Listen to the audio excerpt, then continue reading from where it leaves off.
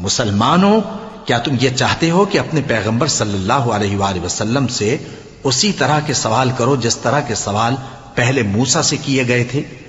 اور جس شخص نے ایمان چھوڑ کر اس کے بدلے کفر لیا تو یقیناً وہ سیدھے رستے سے بھٹک گیا۔ بہت سے اہل کتاب اپنے دل کی جلن سے یہ چاہتے ہیں کہ ایمان لا چکنے کے بعد تم کو پھر کافر بنا دیں، حالانکہ ان پر حق ظاہر ہو چکا ہے۔ تو تم معاف کر دو اور درگزر کرو یہاں تک کہ اللہ اپنا دوسرا حکم بھیجے۔ بے شک اللہ ہر بات پر قادر ہے۔ اور نماز ادا کرتے رہو اور زکوٰۃ دیتے رہو، اور جو بھلائی اپنے لیے آگے بھیج رکھو گے اس کو اللہ کے ہاں پالو گے۔ کچھ شک نہیں کہ اللہ تمہارے سب کاموں کو دیکھ رہا ہے۔ اور یہودی اور عیسائی کہتے ہیں کہ یہودیوں اور عیسائیوں کے سوا کوئی بہشت میں نہیں جانے کا۔ یہ ان لوگوں کے خیالات باطل ہیں۔ اے پیغمبر، ان سے کہہ دو کہ اگر سچے ہو تو دلیل پیش کرو۔ ہاں، کیوں نہیں؟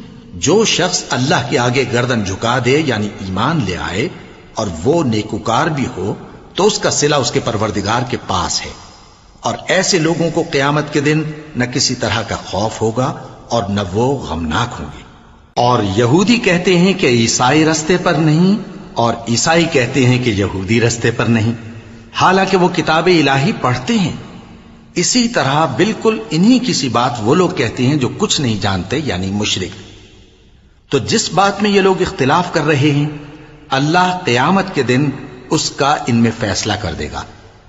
اور اس سے بڑھ کر ظالم کون جو اللہ کی مسجدوں میں اللہ کے نام کا ذکر کیے جانے کو منع کرے اور ان کی ویرانی کے لیے کوشش کرے۔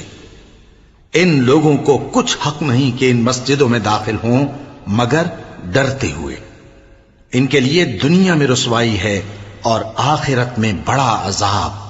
اور مشرق اور مغرب سب اللہ ہی کا ہے، تو جدھر بھی تم رخ کرو ادھر ہی اللہ کی ذات ہے۔ بے شک اللہ صاحب وسعت ہے، باخبر ہے۔ اور یہ لوگ اس بات کے قائل ہیں کہ اللہ اولاد رکھتا ہے۔ نہیں، وہ پاک ہے، بلکہ جو کچھ آسمانوں اور زمین میں ہے سب اسی کا ہے اور سب اس کے فرما بردار ہیں۔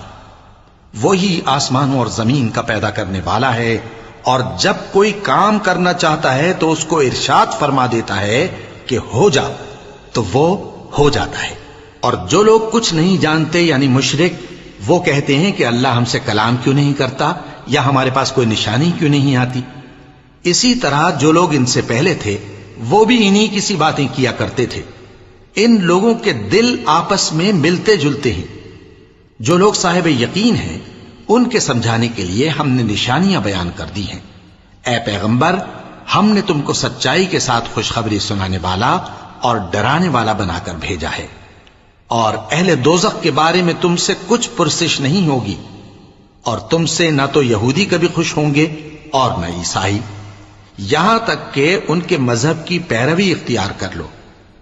ان سے کہہ دو کہ اللہ کی ہدایت یعنی دین اسلام ہی ہدایت ہے۔ اور اے پیغمبر، اگر تم اپنے پاس علم یعنی وحی الہی کے آ جانے پر بھی ان کی خواہشوں پر چلو گے تو تم کو اللہ کی پکڑ سے بچانے والا نہ کوئی دوست ہوگا نہ کوئی مددگار۔